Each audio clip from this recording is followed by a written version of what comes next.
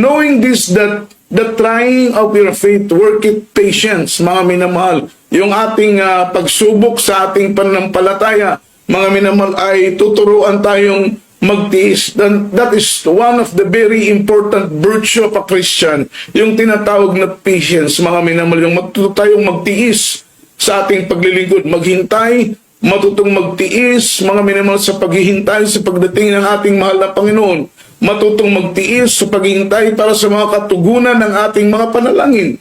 Matuto tayong magtiis na maghintay, mga minamahal, para sa tamang panahon. Ano man ang mga desire ng ating mga puso ay bigyan ng katugunan. Kaya isa po sa importanteng katangian ng isang Kristiyano, yung matuto tayong magtiis sa lahat ng bagay. Sapagkat alam po natin, mga minamahal, may mga bagay na naisin man nating mangyari at maganap, pero hindi pa napapanahon, mga minamahal, because there is a time for every season.